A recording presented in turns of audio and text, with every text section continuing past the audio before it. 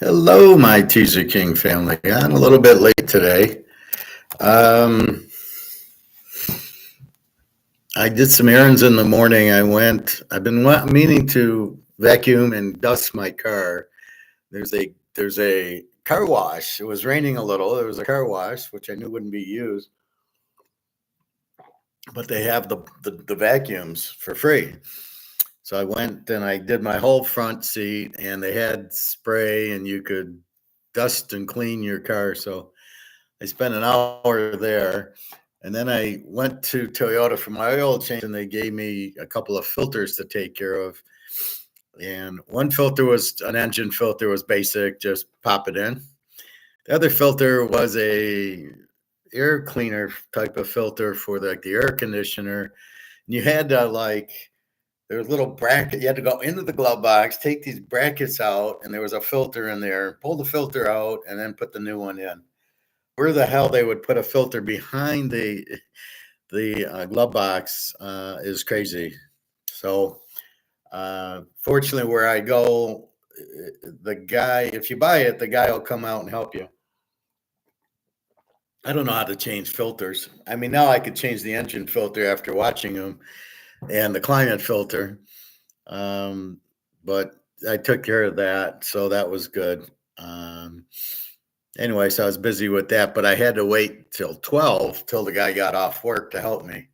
So went, did all the car stuff, bought the parts. Then I was going to go to the lake, and the lake was very hard to park because they're doing fireworks tonight. July 4th fireworks on June 21st makes perfect sense to me.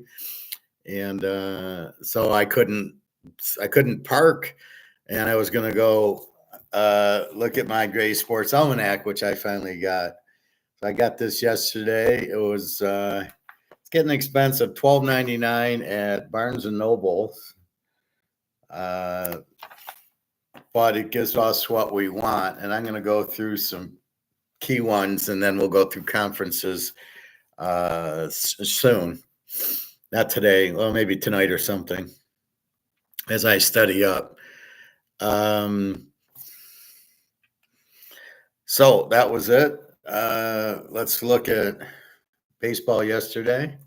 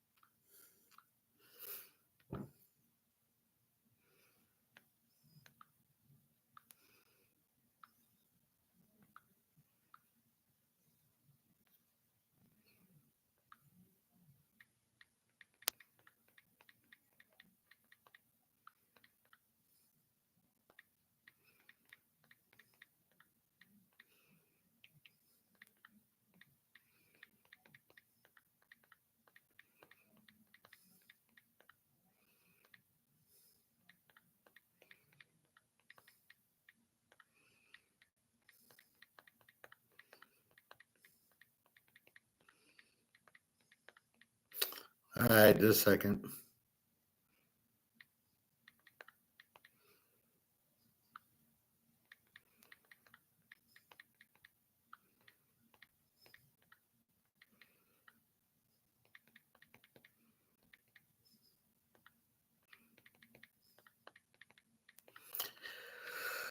All right.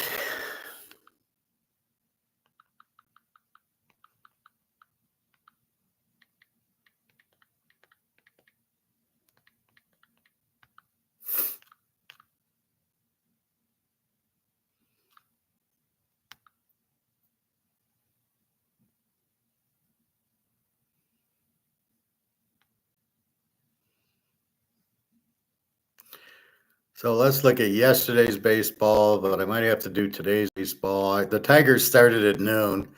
I liked Tampa Bay in that game. We missed the Yankees. Yankees under, and that's it. So that's today, 6:21.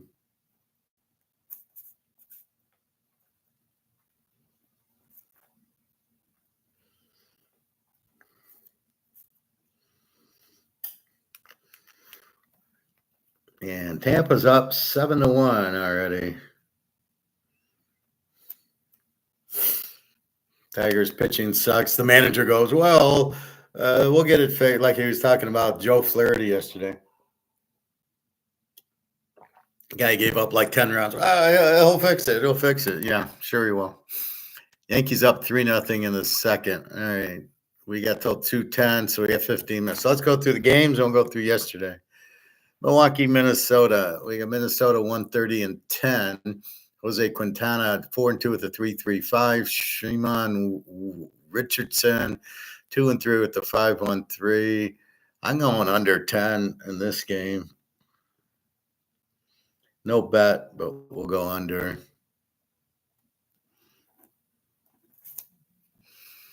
Cincinnati at St. Louis. St. Louis minus 209. Brent Sutter. I thought he played hockey for the St. Louis Blues. 1-0 with a 2.91 against Sonny Gray. 7-2 with a 3.84. We're going under here. St. Louis under 9. Seems like a high number with these two pitchers. Sonny Gray, it's a good pitcher. Brent Sutter was a good defenseman anyway. Seattle and the Cubbies. We had the Cubbies yesterday, and the Cubbies did win somewhere. Emerson Hancock 3-2 with the 4.48 against Cade Horton. 3-1 with the 3.47. The Cubbies 175 and 12.5. Holy shit! If the guy on BetMGM liked it over, I don't like it over then. These pitchers' ERAs isn't that bad. Emerson Hancock 3-2 with a 4.48. Cade Horton 3-1 with a 3.4. So I'm just gonna go with the Cubbies. We'll leave it at that. The White Sox go to Toronto. The White Sox have been playing much better. Toronto's minus 210 and 8. Aaron Chevalier 1-3 with the 4.67 for the White Sox. Jose Berrios 2-3 with the 3.81. I don't like Toronto here, minus 210. I'm going to go over. I'm going to take the White Sox over 8. How about that? There's nothing you can do to stop me. I am going to bet 2 units on the Cubbies. I just feel that one. Boston goes to the Niners. Boston's been playing really well. They swept the Yankees, and then they keep going. They beat the Niners yesterday. The Niners 127.5. Brian Bello 3-1 with the 3.49. Landon Rupp 4-5. I'm going with Boston. They are cooking. Let's go 2 units. Texas at Pittsburgh. Texas has started to hit. Pittsburgh started to hit. Texas 110, 8.5. Kumar Rocker 2-4 with the 7.31 for Texas. Mitch Keller 1-9 with the 4.80. We're going to go over. Can we go over in this game? They can't hit. I can't go over. They can't hit. No, I got to play my first instinct. Texas over 8. Always go with your first instinct because it's subconscious. You're not thinking about it. It's a better pick. Atlanta, Miami. Atlanta 168.5. Grant Holmes 3-6 with the 3.97. Yuri Perez 0-1 with the 6.43.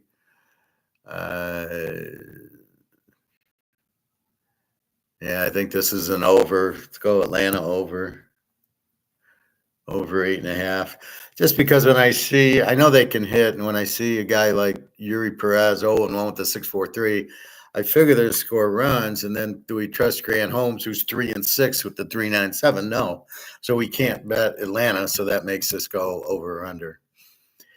Kansas City, San Diego. This is week 1 in the NFL. KC 2.5-point favorites.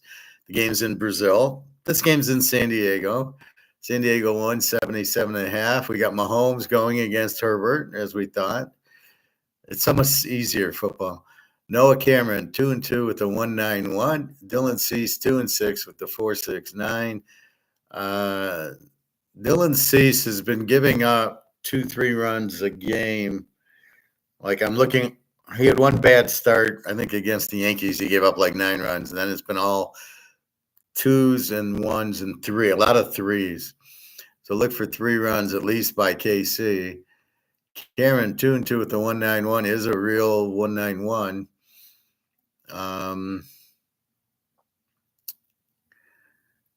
He is.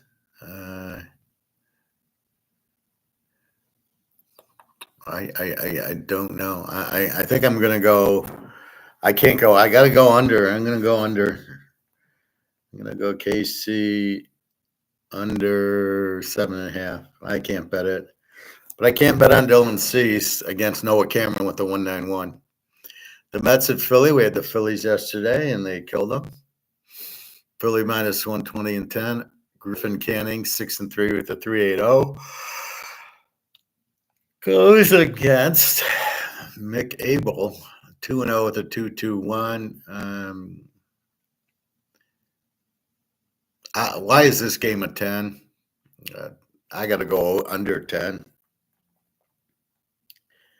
Phil under 10. I'm going to go 2 units. Just because somebody scores against a weak pitcher 15 runs like Texas did last week does not mean today's game is going to get 15 runs because there's new pitchers. Hello, the variables change. I heard some idiot on BetMGM talk about that too, or the Detroit guys. Since they scored a lot yesterday, it was BetMGM. Since they scored a lot yesterday, they'll score a lot today.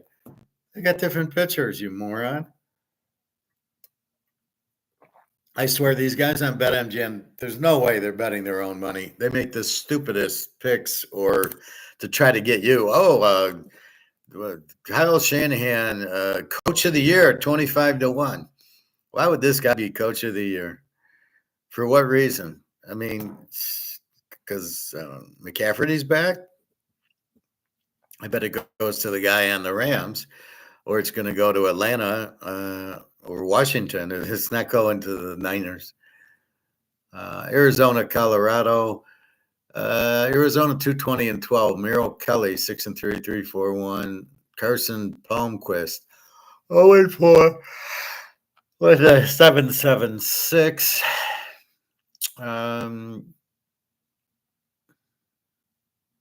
I gotta like Arizona here. I can't go over 12 with the 3-4-1, the 7.76, but then I'll just take Arizona. Houston and California. California's favored 125 and 8. Brandon Walter 0-0 with the 153. Jose Soriano 4-5 with the 354. I'm going over 8. And again, I'm not betting it. Cleveland at Oakland. Cleveland 135, 9.5. This is in a minor league park, just like Tampa Bay's playing at George Steinbrenner Stadium. I love it. 300-foot fences. It's like Little League when I used to play. Cleveland 135, 9.5. Logan Allen 5-4 with the 4.21. Mitch Spence 2-1 with the 350.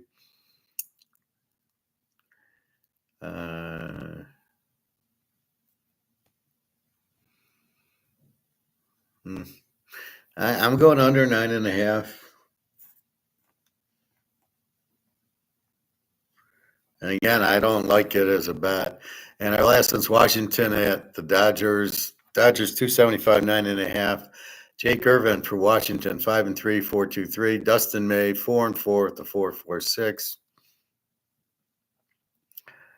We'll go over 9.5 here. So 6-21.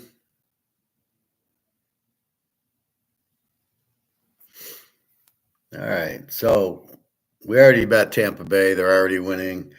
And the Yankees under 9. That's standard operating procedures. Minnesota under 10. St. Louis under 9. The Cubbies, the White Sox over 8. Boston, Texas over 8.5. Oakland over 8.5. Kansas City under 7.5, Philly under 10, Arizona, Houston over 8, Cleveland under 9.5, and the Dodgers over 9.5.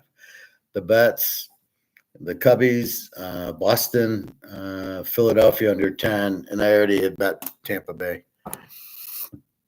So that is today's baseball. Middle of the seventh, Tampa Bay 7-1. I love it. And the Yankees 3, Baltimore nothing. That'll stay under. It's the Yankees. They don't score. Nothing in basketball. Tomorrow we do like I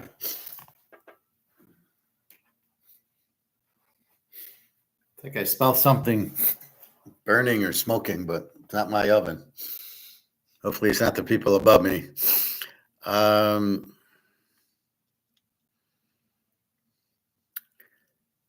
We've got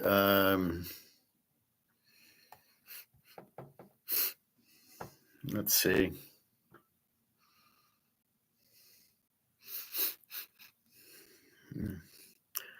NBA tomorrow, we like Indy getting, I think, what are they getting?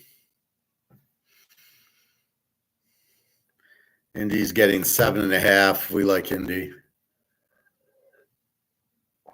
We don't necessarily think they'll win or care if they win. We're betting that they stay within 7.5. And you end up getting a tight game.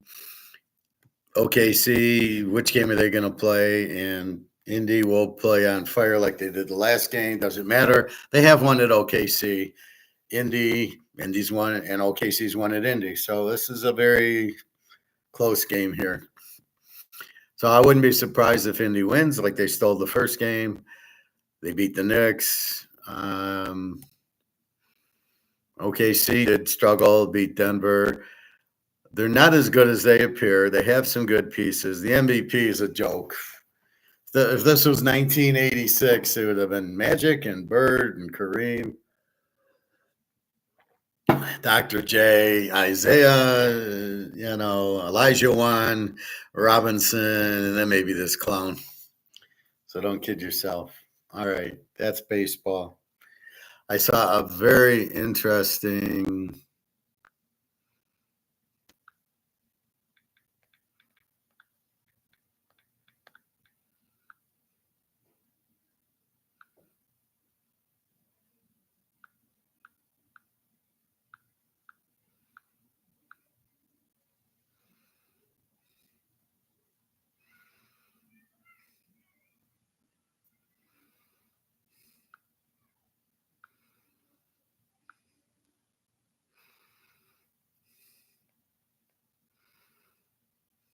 God, so stupid. So there's a few things we'll talk about first. One is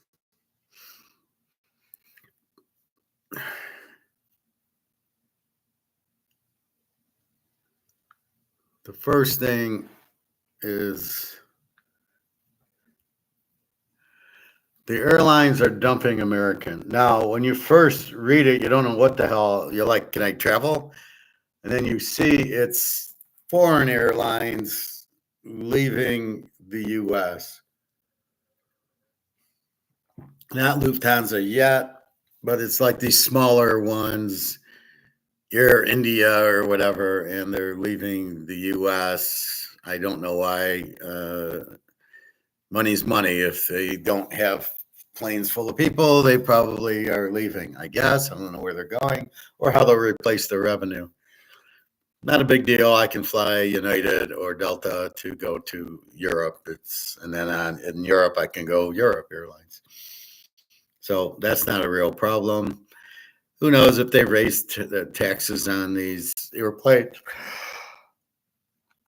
Shep trying to be this big, only America. We don't need anybody else. No free trade. Surest way to kill a country. And he's doing it for George Soros.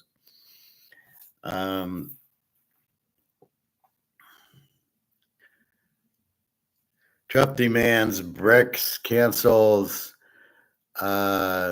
getting off the US dollar, and they tell them to go fuck off. BRICS is going to July 17th. That's why Trump's panicking. He knows July 17th, he's BRICS is officially gold-backed currency. So he's fucked, and he realizes he's fucked. But why would they listen to him now?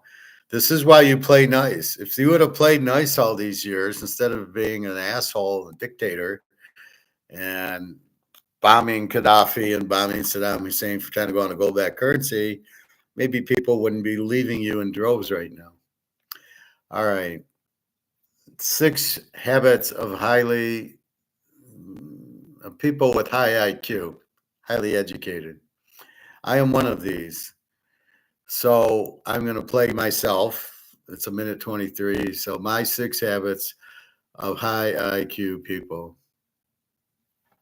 Hey, ever wonder what makes some people super sharp? These 6 weird habits actually signal high intelligence, and number 4 might surprise you. 1.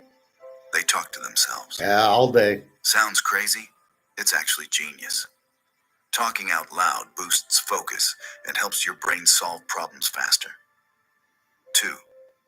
They've got a sharp sense of humor. Witty people process info quicker and use humor as a tool for creativity and resilience. 3.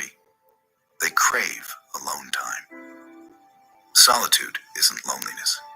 It's how high performers recharge and think deeply. 4. They're obsessed with learning. Open-minded folks question everything. That's what sparks innovation and smarter decisions. 5. They're super observant.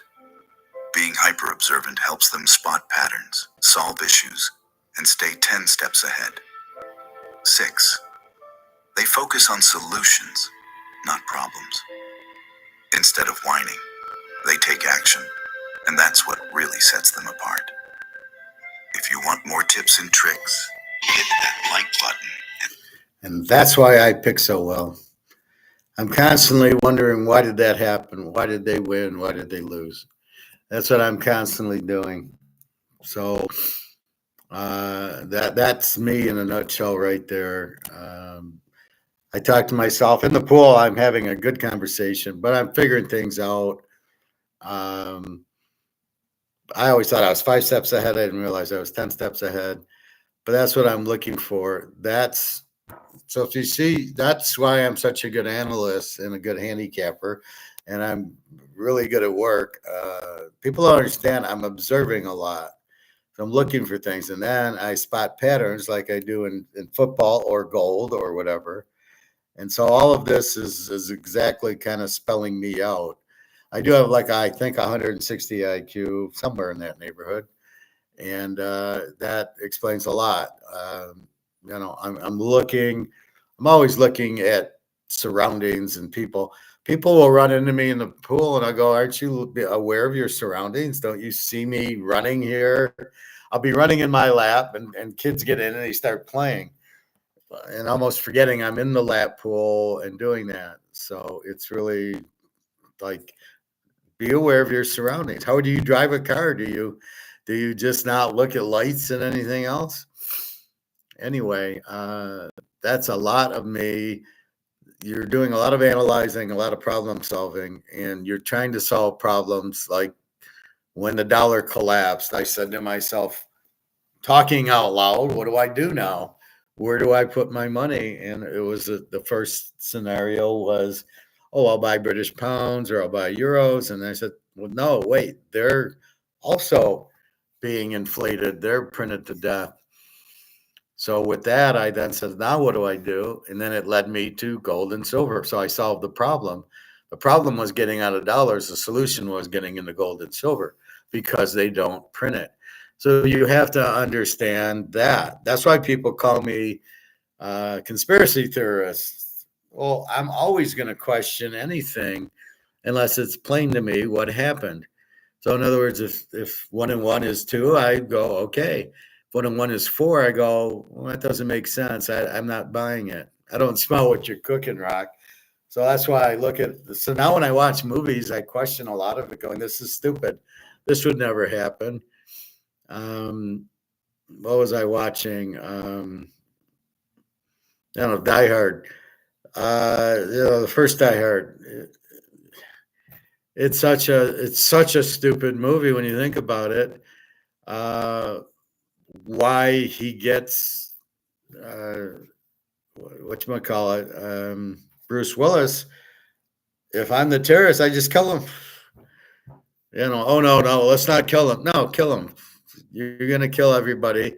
Kill him because he's that. Oh well, we're not terrorists. We're just robbers with a lot of machine guns and bazookas, and you're killing people who are driving the motor vehicles to try to crash the building. Or if you didn't, you would have got him and tied him up and put him with the other people. You wouldn't just let him roam around. That didn't make any sense. Um, he's taken off the hostages. Even that didn't make any sense. Why would he do that? These are terrorists. There's no reason for him to get involved. Then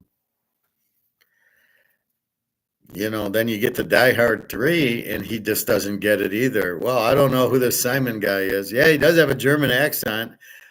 Oh, yeah, I did do Hans Gruber, who was German. Yeah, but I can't do 2 and 2 right now. I can't think that this could be his brother or why. Like, what does he want with? So he has to spell it out. Wait a minute. In the first movie, he didn't have to spell anything out. He knew it was a terrorist attack or a bank robbery. He knew it was a bank robbery because he was hiding, and he saw them trying to open the vault. Even then, you didn't need Takagi to open the vault. So you're going to shoot him, and the guy's going to not give the information, get killed. Yeah, I mean that this stuff. A lot of the stuff was just really stupid. If you didn't need Takaki for the information, then why are you dicking around? And when you come up, you should have just went to the vault, straight to the vault. You didn't need anything, and then blow the roof. So you should have taken the stuff up to the roof, taken the rest, go right to the vault. You didn't even need to involve the people, and then blow the roof when they came, because they will look for you if you have $300 million, which I'm not sure they would have known you had it. If you would have just went up to the vault and emptied the vault and went down, they wouldn't have known who did shit. Make sure you killed the cameras, and that's about it. So when I rethink a lot of these movies, a lot doesn't make sense for me. But one thing that does make sense, the Nazi gold. All right. World War II, the secret financial deal that kept Germany solvent. Germany's bankrupt at this time. Germany had just done the hyperinflation in 1923. They got rid of Reichsmarks for Deutschmarks. The Deutschmark kept the economy going for a few years, and now it had collapsed. Hitler needs to grow an army, which he can't do. The reason for the Blitzkrieg is they had no money, and they couldn't afford a long war. The only way they could do it was to go in and out quickly. That's why they did the Blitzkrieg. There was no military genius or, oh my God, it's the Blitzkrieg. They had to. They had no money. They were broke. But what were they doing? They were going into these countries to steal their gold. Hitler understands the gold standard. What they were doing, and then we're going to see this in the movie. Very good movie. What they were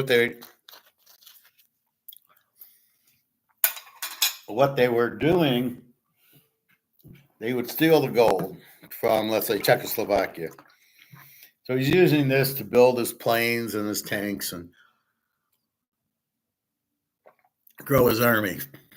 But nobody wants the gold because it's stolen. So he had to give it to Switzerland to sell the gold for them. I don't know if Switzerland recreated the gold, like remelted the gold, or just was able to pay them for it. But Switzerland ends up giving them money for the gold so Hitler can build more tanks and planes and jeeps and rockets and stuff like that. So he uses the gold for money to buy weapons. Sort of what Britain did in World War II. Also, they sold their gold to the U.S. for weapons. And probably what the U.S. is doing now. They're just giving money to the Ukraine, and it just doesn't make sense. All right. Hitler, that little Austrian economist. Protocol is helping thousands of people over 50 restore crystal clear 2020. Very good video. I highly recommend it.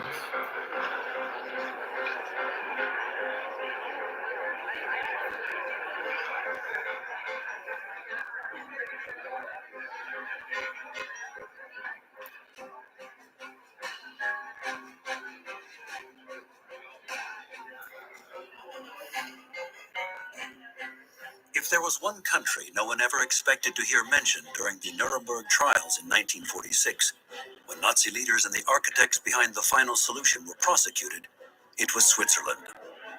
But when the Reich Minister of Economic Affairs and Hitler's personal financial advisor, Walther Funk, was asked to explain how he managed to fund the Nazi war effort, part of his reply sounded like an indictment. It was very difficult to pay in gold. The other countries with which we still had business relations introduced gold embargoes. Only in Switzerland could we still do business through changing gold into foreign currency. Re-examining World War II from an economic angle reveals, for the first time ever, how Switzerland was central to the Third Reich's finances. What exactly was Switzerland's role in World War II? Did the Swiss Central Bank help fund the Third Reich by buying large quantities of gold? Rarely has a topic ever been so closely documented. Rarely have the archives of the events ever been so well researched. But the story remains largely unknown. As early as 1943, Anthony Eden, head of the British Foreign Office, leveled a serious accusation at Switzerland. Every franc's worth of war material sent by Switzerland to Germany prolongs the war. The Third Reich would not have survived after 1943-44 without the gold laundering machine and willingness of the Swiss National Bank and others to handle looted assets of the Third Reich. Was Switzerland really a small, neutral country surrounded on all sides, as it is believed? If you look at the map of Europe in 1942, it's an extraordinary dominance of the Nazi regime and its allies. And in the center of that vast empire, there is this tiny island of neutrality, Switzerland. And it poses the mysterious question of why Switzerland is not conquered. Did Switzerland use its economy as a weapon in order to maintain peace? Did the country really serve as Nazi Germany's banker?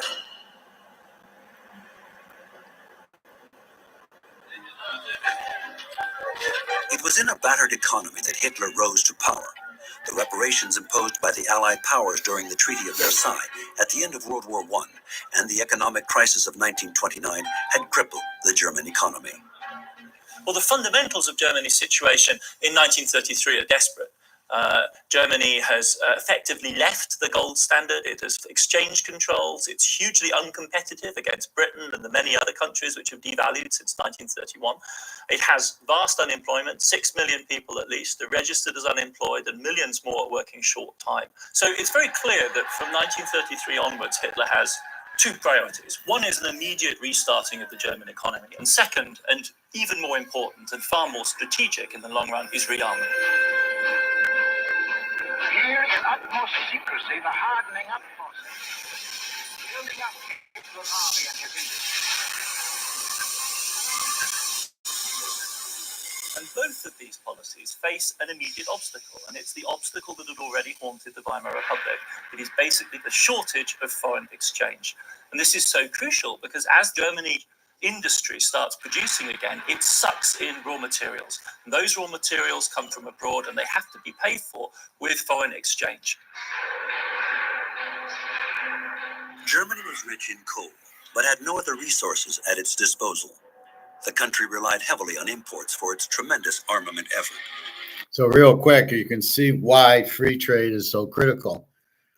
We only have war, Germany. We need materials from other countries. We must have it because we don't have it in Germany. That's why you have free trade, because you have to trade, but they trade gold for the iron ore and the other materials. That's why you must have free trade. That's why you can't be all by yourself, Trump. And that's why you have to do that. But you need other materials, so you trade it. China needs oil. India needs a bunch of shit. Saudi Arabia has oil, but they need the other stuff. So everybody helps each other. As long as it's free trade, it works. And then everybody gets better. It makes the productivity of everybody better. Now, if Germany wasn't crazy, it would have led to a increase in productivity and making vehicles and making airplanes and making, basically Mercedes and other things. That's the key that helps you understand what free trade is. We don't have everything. We need things, or we want things, or maybe people have things that we would like, but we don't know about. And that's what happens. That's what most of like the early world was like Rome. I mean, they had to get their wheat from Egypt and materials for, they would lay bricks down for roads. Amazingly enough, they got marble in. I don't know where they got that from, but and then as it progressed, you had the ships. Spain come look. They ran out of gold. That's why they came to America. Columbus was to find gold. Britain, the Dutch East India Company, France, the Netherlands, they were the leading traders. So they all traded. So everybody benefited because the productivity went up, because we couldn't build things because we didn't have it. Now we got the materials in to build it, which is what's happening there. But I just wanted to tie that into free trade. Germany's rearmament policy accounted for more than half of public spending beginning in the early 1930s and was draining the Reichsbank's gold and foreign currency reserves.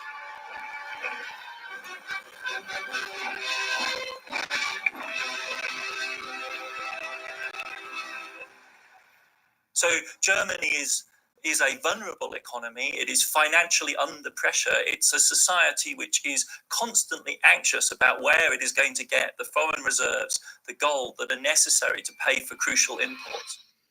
On Rover, there's a service for every dog and cat. First, we offer overnight boarding. Which is constantly anxious about where it is going to get the foreign reserves, the gold that are necessary to pay for crucial imports.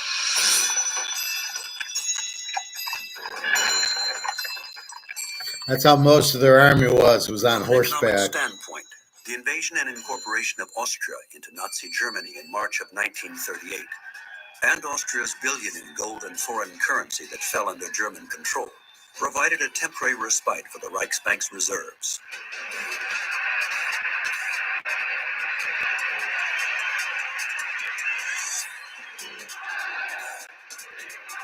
The strain of importing raw materials took a toll on the German economy and was evident in a series of events carried out by the Third Reich.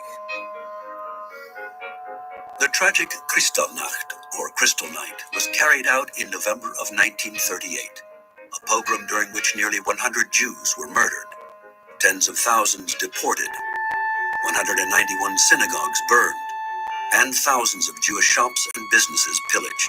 This cataclysmic event in the history of Europe indicate that this regime will stop at nothing, respects no law, refuses the standards of Western civilization. 3 days after, Goering presides over a meeting on the 12th of November, at which, believe it or not, the main subject of discussion is the financial cost in foreign exchange terms of the broken glass.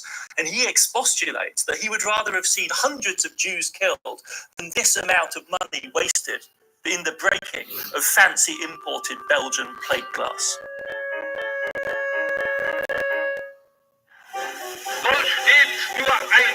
After Hitler's rise to power, Hjalmar Schacht, who served as president of the Reichsbank and Minister of Economics, introduced a plan to make Germany an economic autarky.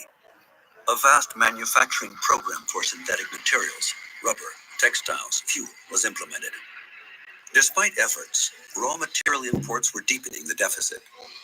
In 1939, the billion in gold and foreign currency reserves seized by the Third Reich in the invasion of Austria was depleted in just a few months' time. Germany found itself once again in an unsustainable financial situation. Hjalmar Schacht notified the Führer. The infamous memorandum that the Reichsbank president at the time, Hjalmar Schacht, sent to Hitler on January the 7th, 1939, essentially said, "We're bankrupt and about to default on payments." The Reichsbank was on the verge of collapse. It called for a radical change of policy. So the Reichsbank at this moment is lobbying Hitler by way of the question of finance to change the entire direction of his regime under the pressure of economic necessity. Hitler's response is unambiguous.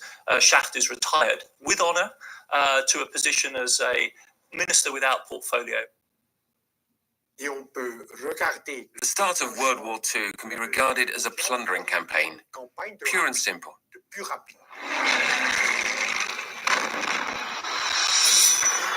Hitler launched a blitzkrieg, or lightning war. It was the only viable conquering strategy for an army on a mission to acquire the resources that were so severely lacking. In 1939, German forces were highly vulnerable, with only enough ammunition reserves to last 2 weeks of combat.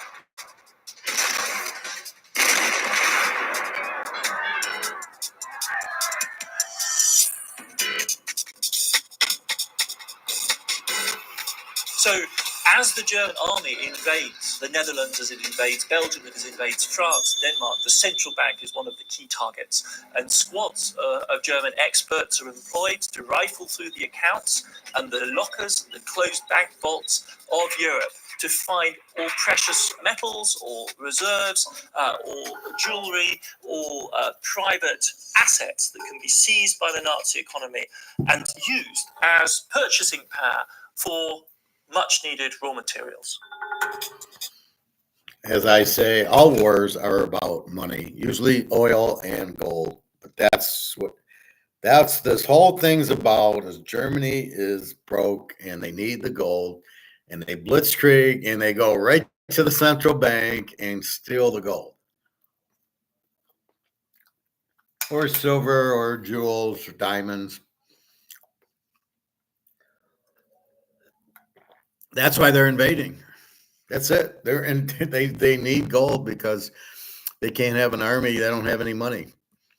Well, how do I buy things? Well, I got to go steal. And so they're amazingly, the Blitzkrieg was, everybody thought it was all this great thing. It was simply, we don't have enough time. We don't have enough money to have a long normal war. We have to Blitzkrieg them and go right to the central bank. I don't know what happened in France, if France was in on it or something, but it's very strange that France didn't fight. They just kind of let them in, and it took 2 weeks or 3 weeks.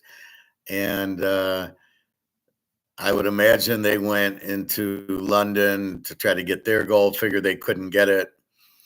I'm sure that's what Churchill guarded against, was the central bank. And that's how the U.S. ended up with gold, was it got shipped for safe haven in New York and Fort Knox. And I don't know why U.S. took all its money out and like held it in Fort Knox. Something weird about that. Why would you take everybody's gold, put it in Fort Knox? Here comes Hitler. But everybody has their own gold. The central bank did not have it. The Bank of New York, the central bank, was getting it because of other countries. So it's really weird that they would steal our gold, or the people's gold, to put it in Fort Knox for safekeeping when it's pretty safe anyway. I don't know. Very strange. In central banks across Europe, Nazi Germany seized 83 tons of Austrian gold, 3.5 tons of Czech gold, 132 tons of Dutch gold, 4 tons from Luxembourg, 180 tons from Belgium.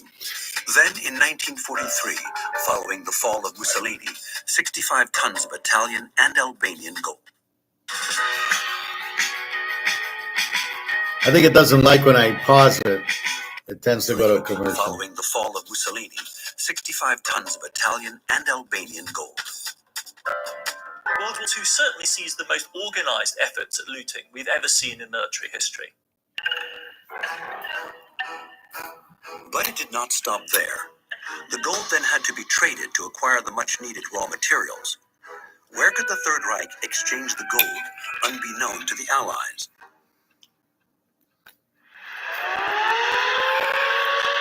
World War II was also an economic war. In an attempt to isolate the Axis powers early on, the Allies imposed a blockade, one that both restricted German imports of raw materials and controlled currency, with tight limits on foreign exchange with the British pound and American dollar. À ce moment-là, le franc suisse était la seule devise que l'Allemagne pouvait utiliser librement sur des marchés qui n'étaient pas sous contrôle de l'Axe, donc de l'Allemagne. Dans ce contexte, les services que la Suisse a pu offrir en acceptant l'or de l'Allemagne pour l'échanger en francs suisses était très précieux pour l'Allemagne. Thought there were Quand on subtitles regarde for un this. peu les statistiques, on voit que 4/5 de l'or que la Reichsbank a vendu pendant la guerre a été placé ou a été accepté par la Banque nationale suisse. Yeah, I'm pretty sure there was subtitles.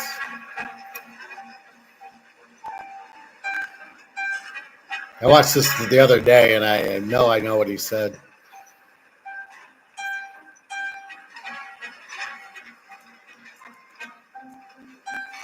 Bern's a big city in Switzerland. Very rich city.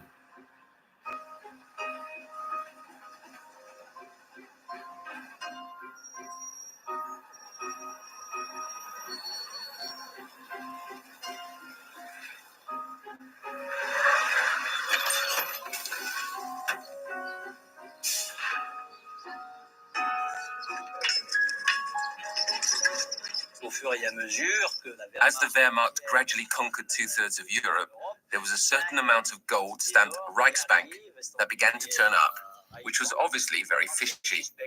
It soon became obvious that there were gold reserves coming from Germany that hadn't been there before the war, which immediately stirred suspicions, and every central bank director knew that.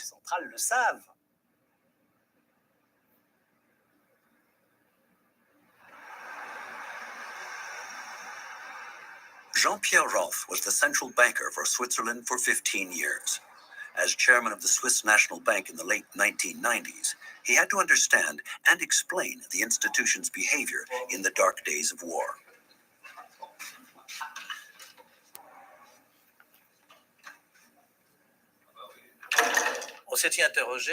There was question as to what the German gold reserves had been before the war.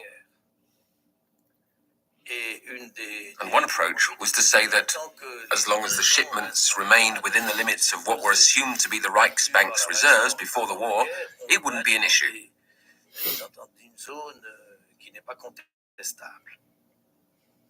Questions were being raised, but no one went as far as to analyze the legality of it. And one of the major criticisms that was made in retrospect is that not enough questions had been asked. It had supposedly been done in good faith, meaning they took their word for it. The bankers at the Swiss National Bank weren't stupid. They were generally extremely cautious. They never asked for certificates of origin for the looted gold. Alfred Hirsch, Director General of the Bank of Switzerland, even said, "We never asked. Puel's word was enough." Emil Puel had worked at the Reichsbank since World War I. In the eyes of Europe, the director and the vice president of the institution embodied the German central bank's policies.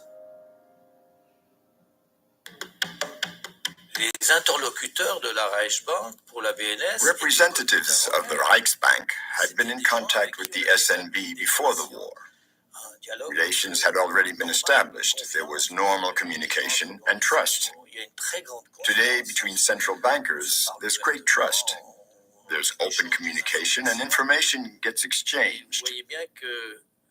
And so some must have thought, why would a Reichsbank representative lie to me now?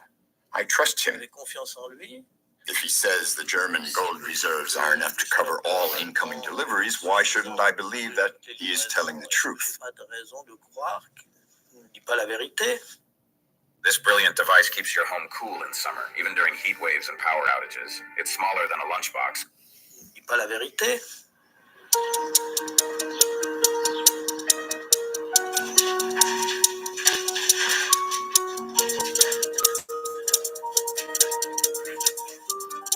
The underground stacks that cover 7 floors of the Swiss Federal Archives, much like the archives of the Swiss National Bank, were combed through by historian Marc Perrenot. The minutes from meetings held between Swiss National Bank directors led the researcher to make a surprising revelation. The highest-ranking officials at the SNB were willing to use deceptive methods.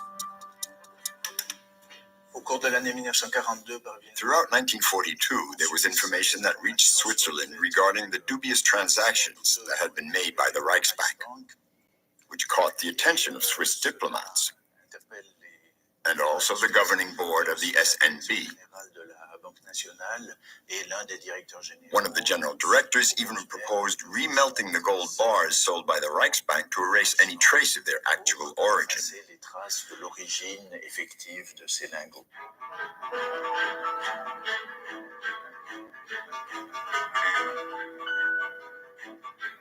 Discussed at length, the proposal to melt the gold bars that had come from Germany to erase any trace of their origin was postponed by the governing board in order to further assess the potential risks. They didn't do it. They didn't. They were waiting. They didn't do it. That never happened. They wondered if it wouldn't cause problems down the road, and so it was never done. Let me be clear. Things would have been extremely serious had such maneuvers actually been carried out, but they weren't.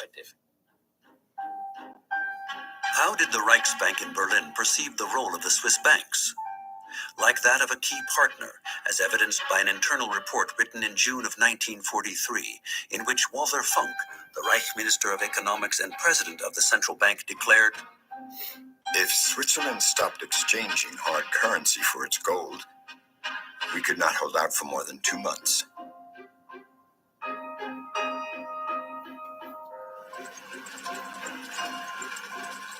Ever since the first deliveries of 20 tons of gold in 1940, shipments sent by the Reichsbank to the Swiss National Bank's vaults rapidly increased year to year, and peaked in 1943 when 120 tons of gold arrived from Berlin. In total, nearly 345 tons of gold were added to the SNB's vaults in Bern during World War II.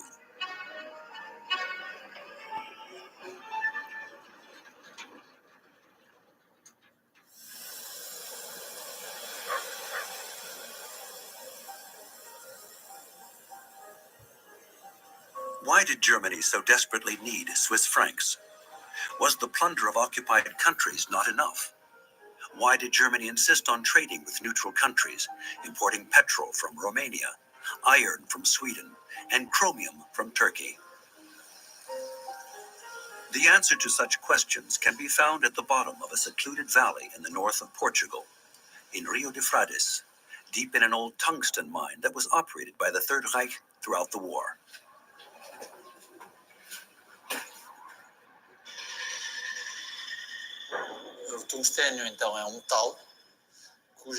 Tungsten is a metal.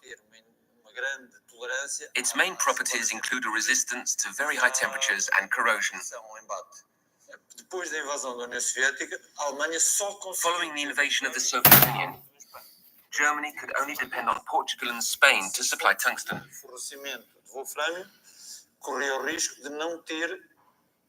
Without tungsten, Germany would have had to shut down its arms and ammunitions manufacturing.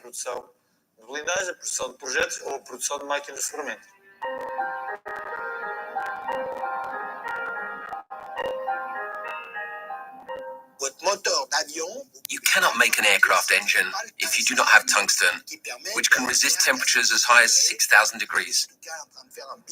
When a dive bomber is plunging, the engine reaches temperatures of a few thousand degrees. Tungsten ensures that your engine won't explode, and the same goes for engine oil. Without these tiny but key parts, your war machine won't work, literally speaking. And that's where the Swiss National Bank played a very important role. When you consider the contributions made by Swiss leaders in the German war effort, it isn't necessarily a matter of quantity, but quality.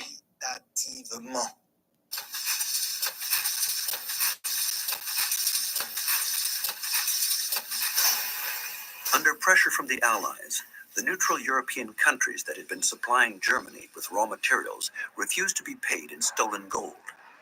The example of Portuguese tungsten reveals a sophisticated trading system that emerged with Switzerland's help, otherwise known as triangular trading. So what did the Reichsbank do? It turned to the Swiss banks early in the war to trade gold for Swiss francs. The Reichsbank then used those Swiss francs to pay its Portuguese suppliers. And then the Bank of Portugal presented those Swiss francs to the SNB to convert them back into gold. Gold wasn't sent to Lisbon from one day to the next. It was moved within the Swiss National Bank's vaults. The gold bars were simply moved to the vault belonging to the Portuguese treasury. The iconic Wolf livery, that unmistakable blue and orange, isn't just a color scheme, it's a sign of American belonging to the Portuguese treasury. So basically, this is another key of free trade. They needed the Swiss francs to buy the tungsten to make the planes. They needed to trade. So what did they have? They had the stolen gold. Switzerland probably should not have taken the stolen gold, but took the stolen gold. They wanted gold because that's what Swiss is. They're gold. Egon, everybody. So to get tungsten, because Germany didn't have, they found it in Portugal, but they wouldn't take the gold, but they would take Swiss francs. So again, this is all free trade. This is what trade is. I need something, but I don't have it, so I've got to get it, and that's how they do it. So when China needs oil, they trade whatever for that. And what the U.S. was doing was, if China needed oil from Russia, they had to sell their yuan for dollars and take the dollars to buy oil from Russia. We start sanctioning Russia and saying you can't use Russia anymore, which is going to create a war. China then goes and trades with Saudi Arabia and says, well, we need oil because we don't have any oil in China or Japan for that matter. So we need, how do we buy your oil? You need US dollars. Like here they needed Swiss francs, there they needed US dollars. And so China would sell their yuan for US dollars and then buy Saudi oil because the Russians were sanctioned. So you wonder why there's a war with Russia. You wonder why World War II happened when Japan got in it. You were not allowing Japan to get their oil. They couldn't manufacture anything. So they go to war over it. You can't stop somebody's oil because they can't produce anything because they needed oil to produce it. With the oil embargo, they couldn't get oil. What were they supposed to do? So it's all about free trade. Everything is about trade and what can you trade, and why they let the U.S. be the ones that you needed the dollar, you needed U.S. dollars to buy oil was ridiculous. And if you didn't do that shit, you wouldn't be in the trouble you're in now where you're broke.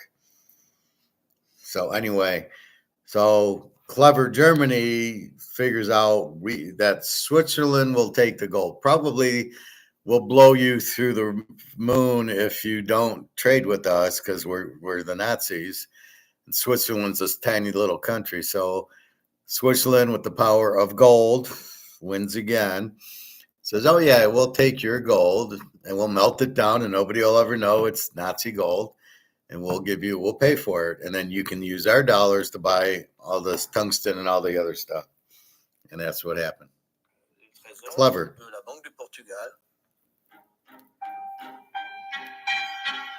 Through the triangular trading system, the Swiss francs that left Bern eventually returned, but the gold that entered the Swiss vaults usually stayed there.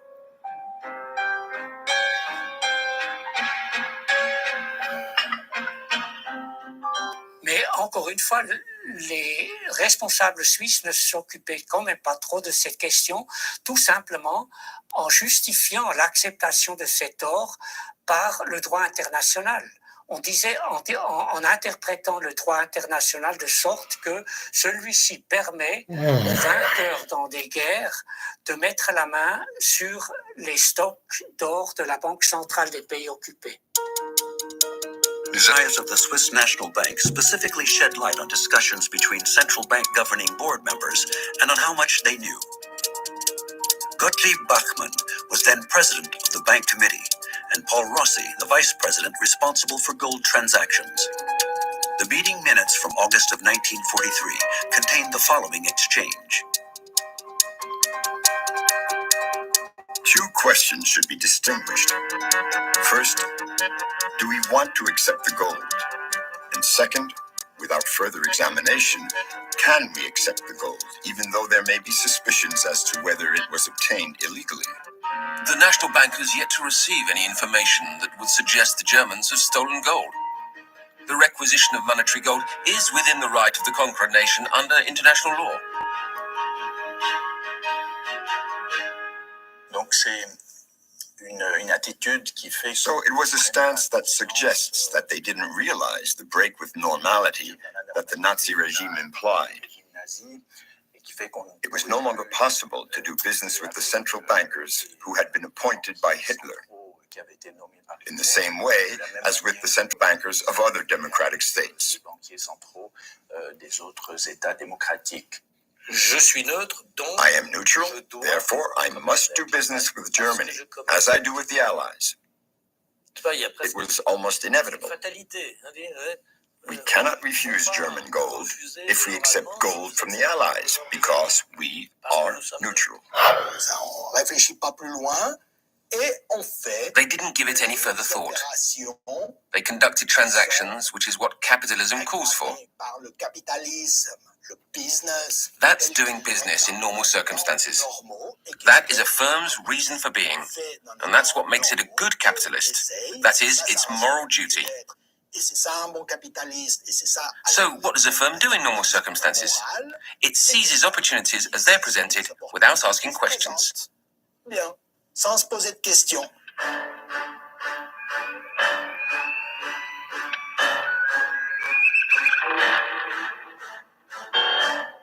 When the Allies landed on the beaches of Normandy in June of 1944, the end of the war was inevitable. It was only a question of when and the conditions of the Allied forces' victory. Throwing caution to the wind, the Swiss National Bank continued to do business with the Reichsbank. But as early as 1942, the Allies had begun to track Swiss activities. They repeatedly called for the Swiss Confederation to cease any and all purchases of German gold. Switzerland stalled. It wasn't until March 8, 1945, only a few weeks before Adolf Hitler committed suicide, that Swiss authorities signed the Curry Mission Agreement with the Allies in Bern, by which Switzerland agreed to halt gold purchases from Germany. Think Michigan roads and bridges are in rough shape now. They will get worse when funding runs out. Gold purchases from Germany.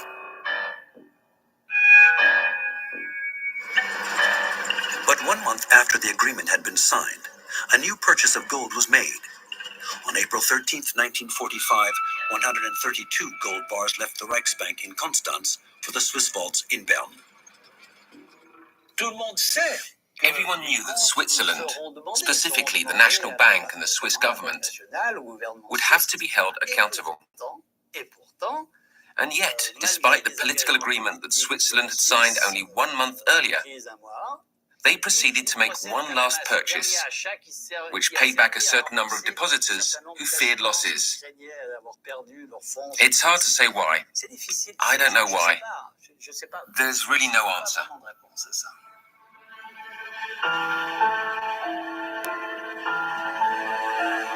The Reichsbank could count on the Swiss National Bank until the final hours of the Nazi regime, as American, British, and Soviet bonds rained down on Berlin.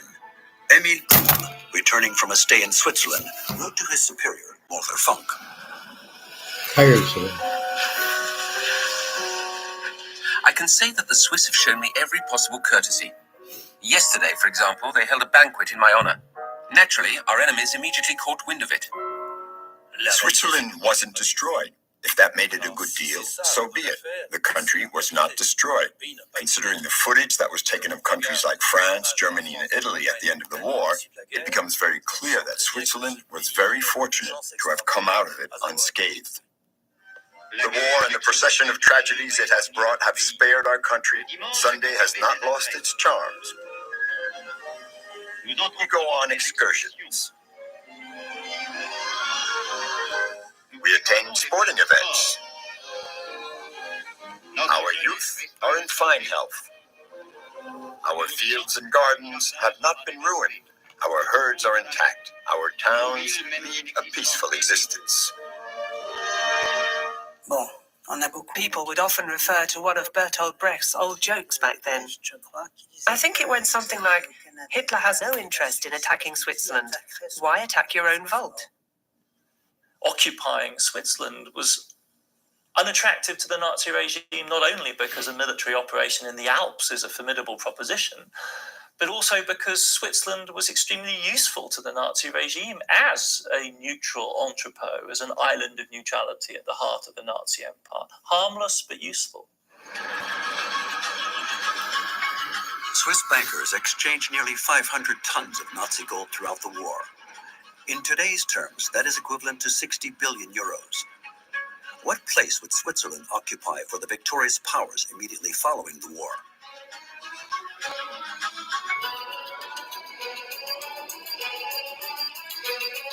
The Allies formally invited a Swiss delegation to Washington in 1946 to be held accountable for Switzerland's questionable behavior during the war. 68 days of tough negotiations led to an unexpected outcome.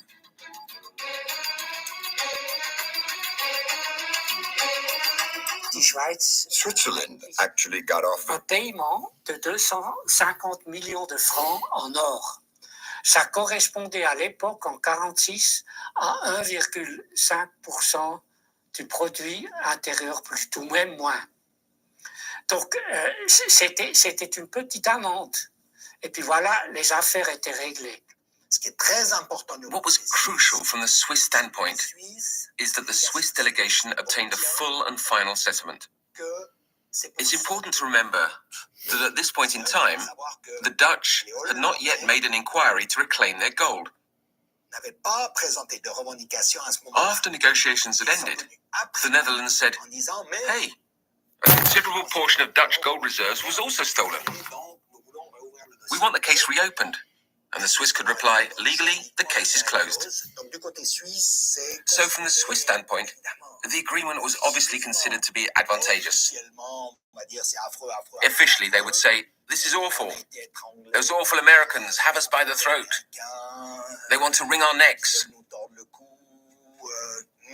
But unofficially, they acknowledged that the agreement had been extremely advantageous for Switzerland, who had gotten off very lightly.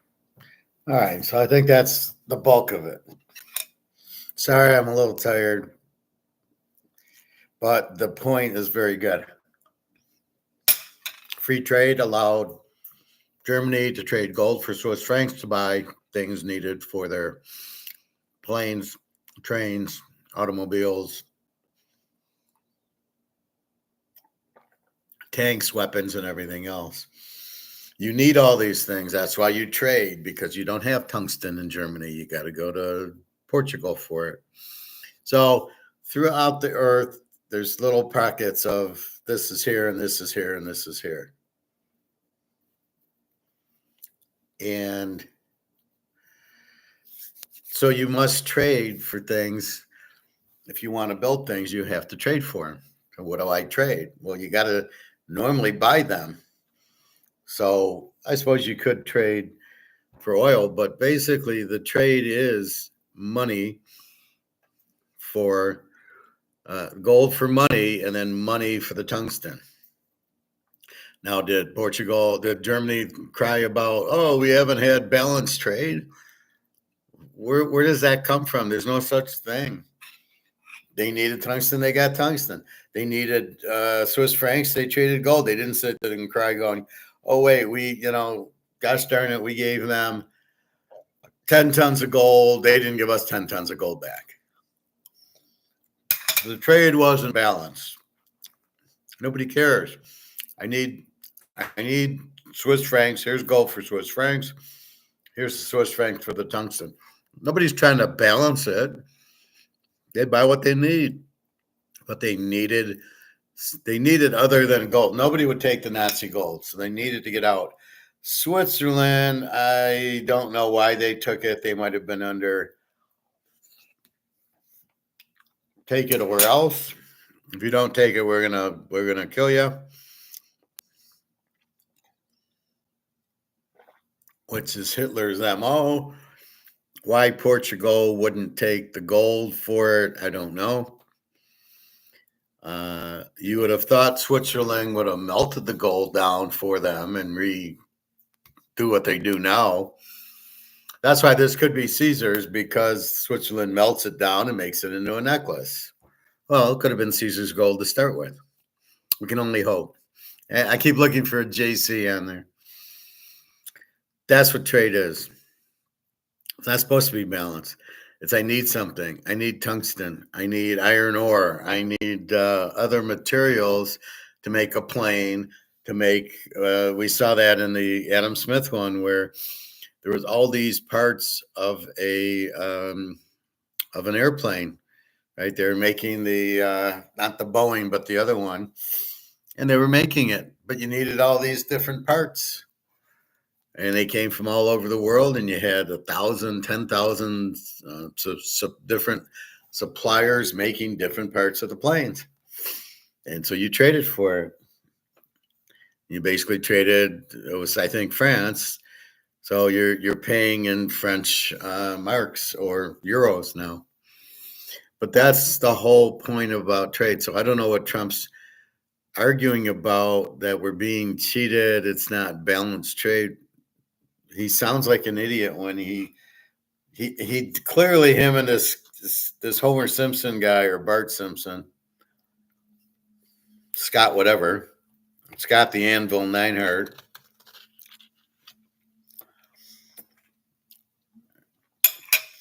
they sound like idiots. They clearly don't understand. They clearly don't get. This is, you trade for the pieces you need. So if we need rare earth from China, we trade for it. We trade money for it. The Germans traded gold for Swiss francs and traded Swiss francs then for the tungsten. That's it. That's the trade. The Swiss franc for the tungsten. Trade's over. There's no balance. You're not looking to get balance. The Nazis got oil from Romania. Same thing. We'll trade you Swiss francs for the oil. Well, what did they do? They stole the gold to use as bargaining chip, so they could then buy Swiss franc. They wouldn't just get Swiss franc. They had to trade gold for Swiss francs. But that's how Hitler stayed in power. So he was clever enough to understand he was broke, clever enough to steal the gold, clever enough to go to Switzerland and trade the gold for Swiss francs. Now, I don't like Hitler. I'm not saying he's, I am saying he was smart enough to steal gold, to use gold to buy things. And I don't know that it was Hitler or his financial guys, obviously. But that's how Germany was survived, because they didn't have any money. 1933, they don't have any money. That's what the first part of the thing was. There was no money to have. So how are you going to build planes and tanks? And that's probably what the leaders thought in the mid 1930s when Hitler's trying to get war. That's why he signs with Austria to get the Germans out. It was to get the gold out. He stole the gold from Austria. And funny how clever everybody was that all these countries had gold. And then as Hitler was going through, everybody gave their gold to New York for safe havens because it was, how are you going to invade New York? But what was Hitler trying to do? He's trying to invade New York. Hitler was coming after our U.S. gold, not necessarily in Fort Knox, but in the Federal Reserve in New York, Die Hard 3.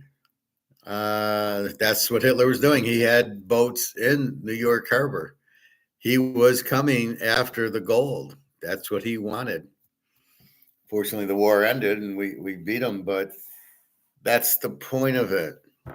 Free trade is just because I don't have it and I want it. If yesterday I did a free trade. I bought Gray Sports Almanac and I traded $12.99 US to get college football, Lindy's Sports Guide. The other one was there, the Athlons, it was 14, but at the end of the day, what I wanted and needed, Lindy's had. So that was fine. But I traded for it. And that's what we do every day is we trade. I went and got an air filter and an engine filter and a climate control filter in my car today. I traded money to get the filters, and the guy was nice enough to put them in the car. This is Murray's Auto. The better part was using the vacuum at the car wash to basically vacuum my carpets, and they had little cleaner so you could clean the dashboard and make it all nice and clean and get the dust out and everything else. All that. Now that wasn't even a trade. That was just they gave it to you. The idea is then you get the car wash. But due to the weather, there was raining out. It had just kind of stopped raining. There was no way I needed a car wash. But if you need a car wash, you're probably going to go there. That's the idea of giving you the free vacuum. So everything is a trade, right? That's what we're doing. You're trading your money for certain things that you deem to be acceptable. I need some new to update my clothes. I need some t-shirts and some socks and maybe some pants. And I'll trade for those. Probably should do it soon before the tariffs. If they're made in China, I'm fucked. But if they're made other countries, I'm okay. But that's what happens. And then companies can start using that. Well, it's the tariffs. I had to raise prices, and I don't really care if it's over what I want to pay, and I can substitute it that. Now, we'll be okay partially because the U.S. has a lot of stuff, so it doesn't need the tariff. So if we can have it like food, if we have the food in the U.S., then we're fine with it. We're not trading for it. So things we don't need to trade other countries should not go up in price. Things that do go up in other countries will go up in price.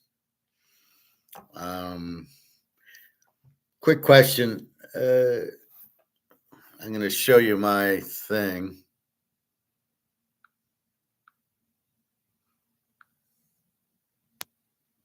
So you see my website. You see this thing here, it's Niagara Falls. It was more fuller screen, but when I tried to put it on, it stopped. Does anybody know how to make this banner bigger or more complete?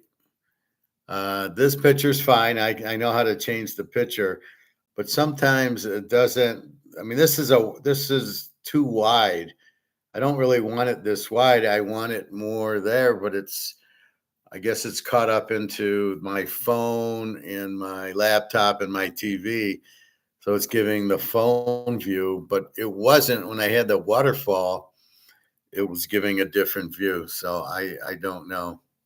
But if anybody knows how to do the banners, please let me know. I would appreciate it. So you don't fuck with the money. And that's what these idiots are doing. They're fucking with the money. So I can't. So now what are we doing? Now we're at Basel III. We're at BRICS. COMEX going away. Why? Because you've fucked with the gold price and you've manipulated it. You've got a $37 trillion debt, so nobody wants to trade with you. So if they couldn't trade gold for the tungsten, right? The Germans had to use Swiss francs to buy the tungsten. They couldn't use the gold. Well, that's what's happening with the US dollar. Nobody will want the US dollar. That's why Germany did it. Nobody would take the gold. Anywhere in the world, nobody wanted German gold because they knew it was all stolen. Austria and Brussels and France and wherever else, they stole it. So nobody wants stolen German gold. But Swiss francs, they'll take. Well, think of the US dollar as the German gold. Nobody wants the US dollar. It's been involved in a lot of regime changes, and it's these tariffs and these sanctions and what you're doing to Russia and all this and this whole Ukraine thing. Nobody wants the dollar anymore, just like nobody wanted the Nazi gold. What's the U.S. do? Well, we don't have any gold to trade. Nobody wants the dollar. We're screwed. We can't do anything because nobody wants it. Oh, England will take it, and Canada. I don't even know if Canada is working with us anymore. Germany, Italy, France, the G7 countries. But as the euro goes out and the British pound goes out, and the dollar's got 37 trillion in debt. See, that's what'll happen is nobody wants the dollar like nobody wanted the German gold. And that's where we're at now. So when I tell you get out of dollars, it's because nobody wants it. And why does nobody want it? Because you're using it to sanction other countries. You're sanctioning Russia. You're adding tariffs to it. You're saying, if you want to trade with us, that tungsten, we're going to slap a tariff on the tungsten. But Germany needs the tungsten to make for the planes. Could you imagine that if they did a tariff on it?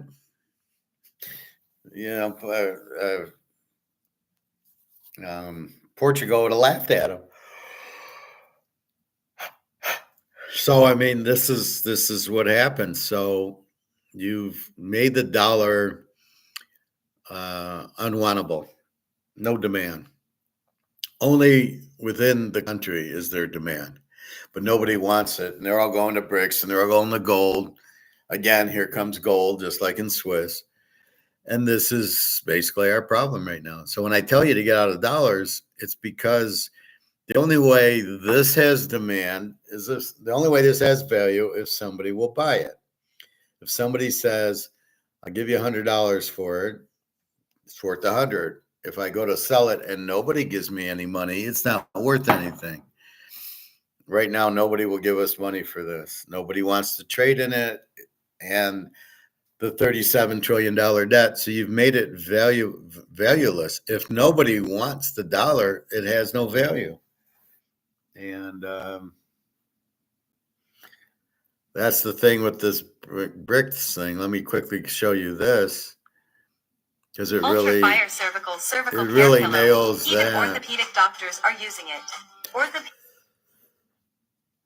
The U.S. just asked BRICS to stop trading without dollars. Their response? A $648 billion trade boom, mostly in Chinese yuan. Now Trump's rushing to call Xi, not to negotiate, but to stop the bleeding. Because if this call fails, the dollar doesn't just dip, it crashes. U.S. bonds? Dumped. Borrowing costs? Exploding. And the craziest part? America still needs to borrow from China. to buy Chinese minerals, to build weapons, to contain China. This isn't diplomacy, it's survival. China just pulled off something Washington didn't think was possible. $648 billion in BRICS trade in 9 months, with more than half of it conducted outside the US dollar. According to China's General Administration of Customs, this marks a 5.1% increase year over year. But the real shift is in how it's being settled. 54.3% of transactions in March were done in renminbi, while dollar usage dropped to 41.4%, down from over 70% in 2018. That's not an economic trend, it's a geopolitical alarm bell. Bloomberg confirmed that the SAFE, or State Administration of Foreign Exchange, data shows a record-breaking $724.9 billion in cross-border renminbi usage in a single month. The White House, suddenly realizing the dollar is bleeding relevance, has now issued private warnings to BRICS leaders to reverse this course. But why would BRICS comply when Washington's own tariff war is what pushed them into this corner? Beijing isn't waiting for a financial coup. It's executing one trade agreement at a time. The People's Bank of China recently announced it will, quote, facilitate renminbi-based cross-border financial services in Shanghai, a move meant to institutionalize local currency trade. BRICS economies, which now account for about 30% of global GDP and nearly half of the world's population, are responding in kind. China's exports of intermediate goods like aircraft parts and semiconductors to BRICS partners surged over 10% year on year, and over 80% of poultry and frozen fish imports now originate within the bloc. According to Hong Yang from China's Ministry of Commerce, this trade shift isn't temporary, it's foundational. And yet, U.S. Treasury Secretary Scott Bessent has warned that Beijing's strategy undermines, quote, global market reliability. But what exactly is unreliable about reducing dollar risk when Washington is weaponizing it? Trump's reshoring doctrine, once pitched as a revival plan, now operates like a subsidy to Beijing. Since April, the U.S. has imposed tariffs of up to 145% on Chinese goods, alongside new 10% baselines for countries with even balanced trade. The outcome? According to April data from China's SAFE, China's total international trade rose to $606.8 billion, a 6% annual increase, even as global trade slowed. The redirection is visible. Nations priced out of U.S. imports are pivoting to Chinese suppliers, and they're doing so in renminbi. As economist Gary Ung of Natixis told Bloomberg, from a geopolitical perspective, firms now have incentives to avoid the dollar entirely. The irony? U.S. tariffs were supposed to isolate China, yet they're accelerating its integration with emerging economies. The more Washington tries to cut China out, the more the rest of the world buys in. So they're substituting U.S. dollar for renminbi, the Chinese dollar. And eventually it's going to gold in the next 3 weeks. We'll have a gold-backed currency in BRICS and 44 countries. And nobody wants the dollar.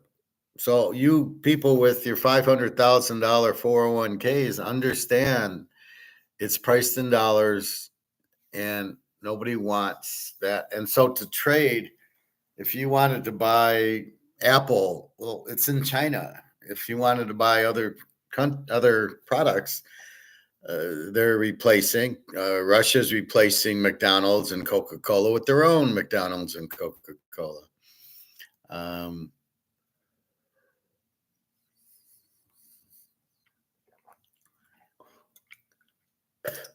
They see what's going on, so you substitute out of it. So nobody wants the dollar, and if nobody wants the dollar, it has no value. That's why people are going to BRICS. That's why everybody's going to gold. Everybody's getting away. That's why the stock market's going to crash. We don't even know what. The more people I talk to about Bitcoin, nobody understands it because they go, it's the same thing. I said, show me what it looks like. And they all laugh going, yeah, you can't because it's not real. Yeah, it has a value. It's a fake value, but it does have a value. I think it's down to 103,000 now. Why does it keep going up and down? I don't know what's going on there. So later or tomorrow, we will start going through Gray Sports Almanac. I think I'll start with the big. Well, it's hardly the Big Ten.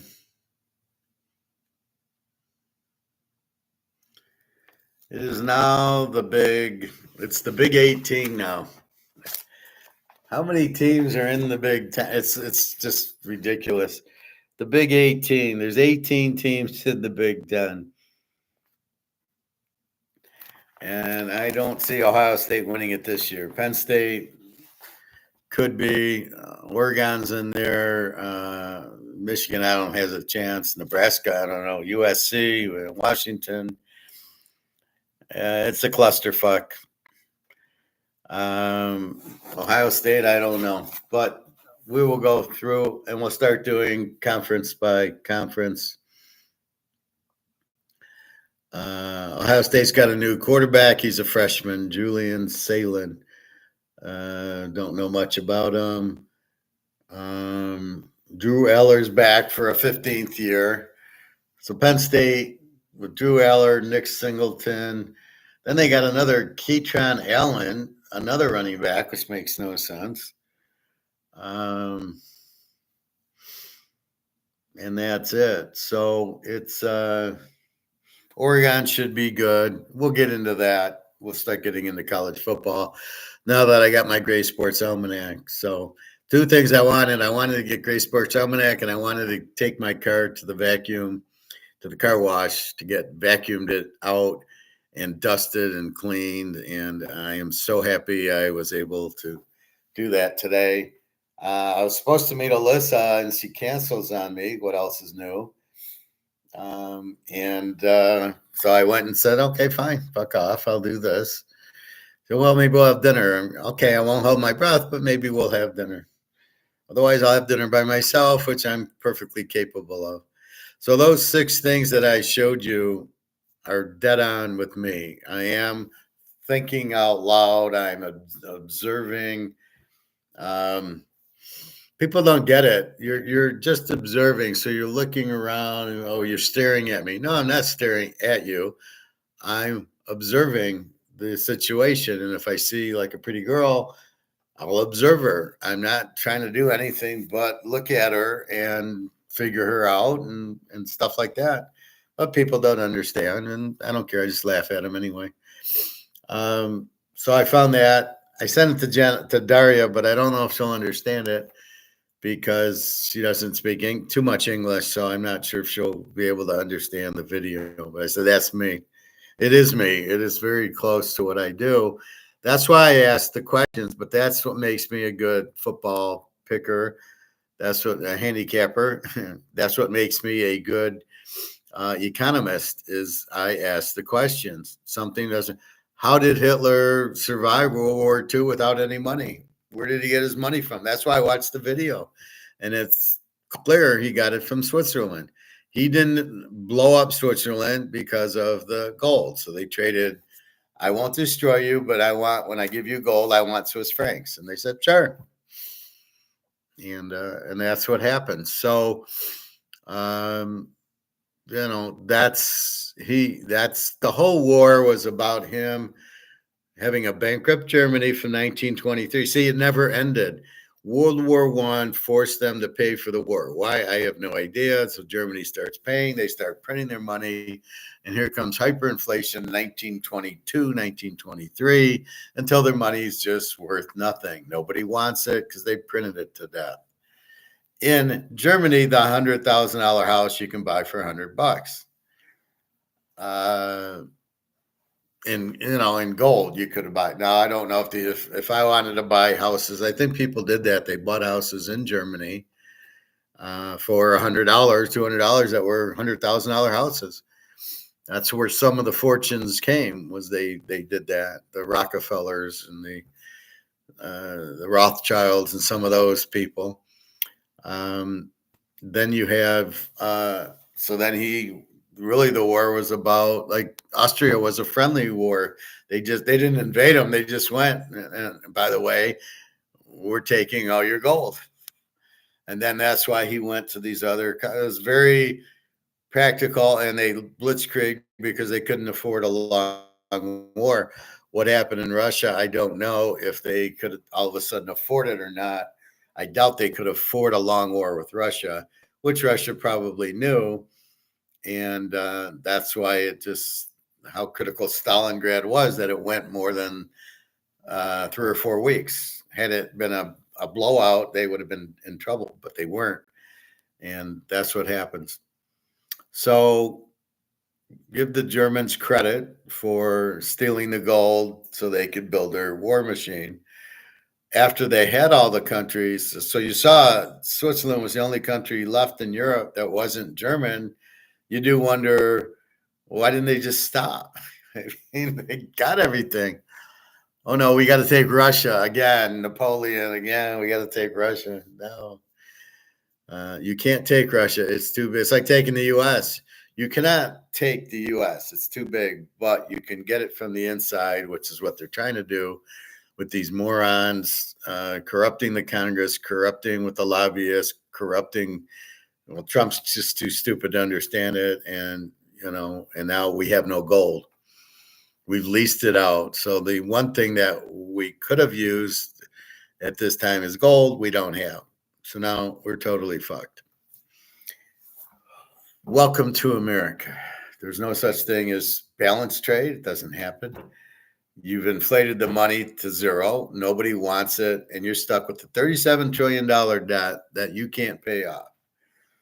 You can't really tax us because the more money you take from us for the government, the worse it becomes. You can't afford the government. It's too big now. Where are you getting the money? Oh, we'll print it. You have nobody wanting your bonds, and the central banks are the Fed is buying the bonds from the Treasury to finance the country. So you've got the $37 trillion debt and over $1.5–2 trillion. You're keeping the interest rates around, which you can't really keep them down with inflation. It becomes what nobody wants. Nobody wants your dollars. Nobody wants your bonds. So you have to raise your interest rates to get people interested. And the only way to do that is raise rates, but then that screws up the interest on the 37 trillion. Now becomes 2 trillion a year. Where are you going to get that? You don't have the 1 trillion. Well, we'll print. You can't print. The money's worthless. Nobody wants it. And that's it. There's no interest in the dollar. The game's over. So right now, I'm calling the game over. There's nothing they can do. Forget tariffs or no tariffs. It doesn't matter. You need goods. Trump needs these earth minerals for his own stuff. They're not going to sell it to you. Nobody, because they don't want the dollar. Now, if you pull out some gold, then you can probably make some trades. Who has the gold? China and Russia. Probably not going to help you they're probably not going to want to trade you dollars for gold. So how do you buy gold from China? Not with dollars. I guarantee you that. Oh, we'll use microchips or something. So this is the problem. We're totally screwed. So I think that's it. Again, baseball.